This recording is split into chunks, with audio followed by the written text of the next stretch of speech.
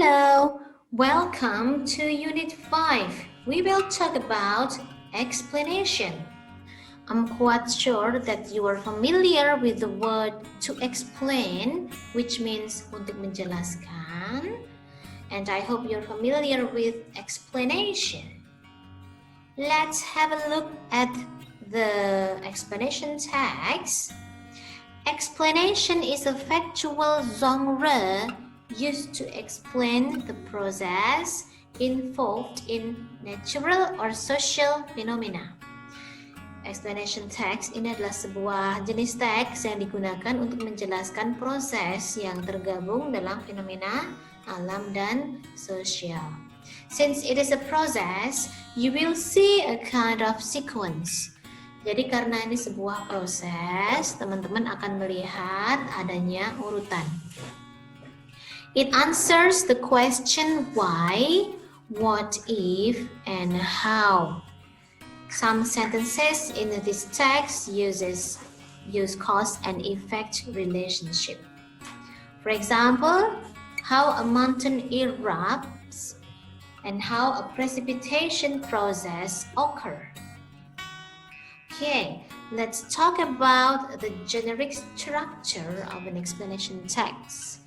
Usually, it begins with the first paragraph consisting of a generalized statement of the phenomenon to be explained.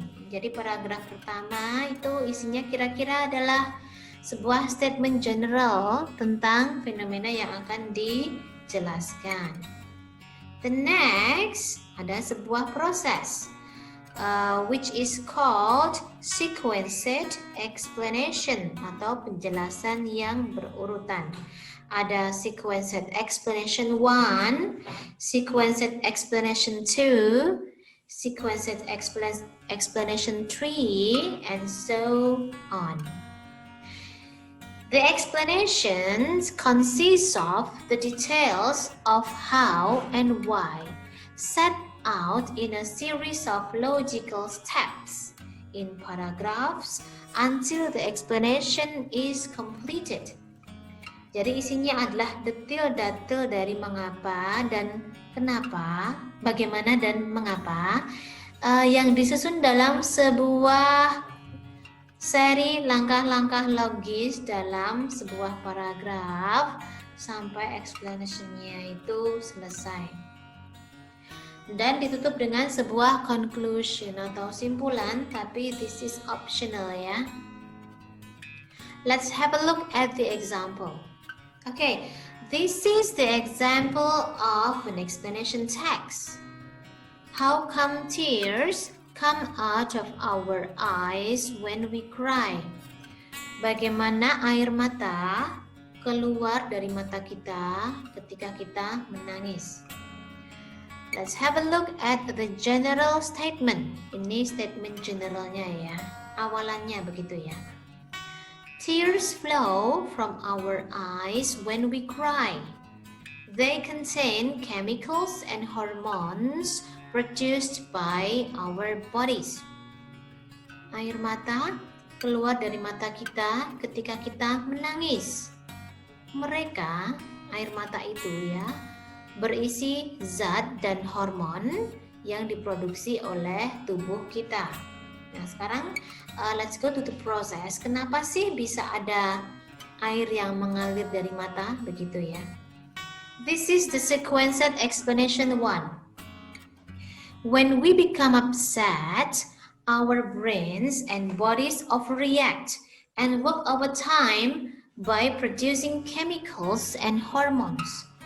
Ketika kita kecewa, otak dan tubuh kita itu overreaksi dan bekerja terlalu keras dengan memproduksi zat-zat chemicals dan hormones. Nah, kemudian sequenced explanation 2 ya. The second one, air matanya mengalir ya. Crying helps eliminate these extra chemicals that we don't need. The chemicals and hormones disappear from our body through the form of tears. As our tears flow, They soothe our sadness or distress by withdrawing these chemical agents.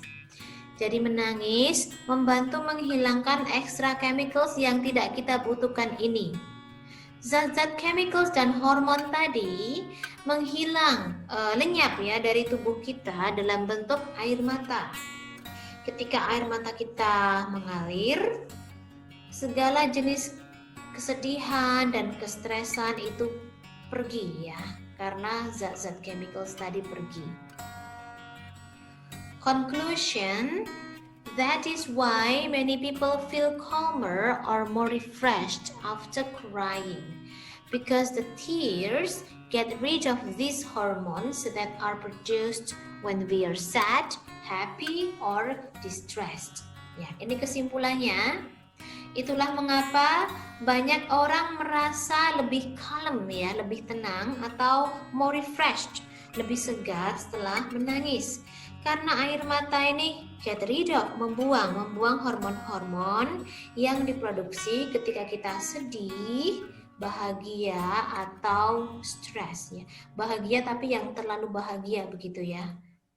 Right, let's go to the next example. How volcanoes can cause wildfire. Bagaimana volcanoes, gunung berapi ya, bisa menyebabkan kebakaran hebat. Nah, kita ke general statement dulu ya, awalannya dulu, pembukanya dulu ya. Volcanoes are mountains formed from molten lava. The lava flows out of the ground and forms layers of solid rocks. Volcanoes adalah gunung yang dibentuk dari lava-lava yang molten, yang sudah tercetak, yang sudah membeku begitu ya. Lava mengalir dari ground, perut bumi ya, dan membentuk lapisan-lapisan bebatuan. Ya, let's go to the sequenced explanation 1. If you could look inside a volcano, you would see layers of rocks that have been formed by flows of lava. The lava comes from deep inside of the earth. Jika Anda melihat ke dalam sebuah gunung, Anda akan melihat lapisan-lapisan bebatuan yang sudah terbentuk dari aliran lava. Lava keluar dari dalam bumi. Kemudian sequenced explanation 2. Lava flows are hot enough to set fire to trees and houses. Strong wind sometimes fan the flames, causing wildfire. Jadi aliran lava ini sangat panas sekali sehingga bisa menyebabkan kebakaran terhadap pohon dan rumah. Angin yang besar kadang-kadang ini membuat api semakin besar, menyebabkan kebakaran hebat. Sequenced explanation 3. As well as lava, some volcanoes produce as clouds and burning cinders. The cinders can cause wildfires. Ya, seperti halnya lava, volcano juga memproduksi ash clouds, awan debu. Ini ya, wedus gembel ya. And burning cinders, ini bara api. Nah, bara api ini bisa menyebabkan kebakaran hebat. Nah, ini adalah proses-proses bagaimana tadi kebakaran gunung berapi bisa menyebabkan kebakaran ya. Kemudian ada conclusion. When fires are started by volcanoes, the best way to extinguish the flame is by waterbombing from helicopters. Ketika kebakaran disebabkan oleh volcanoes, cara yang paling baik untuk menghilangkan api atau memadamkan api adalah dengan cara pengaboman air dari helikopter. Okay? I hope the explanations and the examples are enough for you. Goodbye. Thank you for paying attention.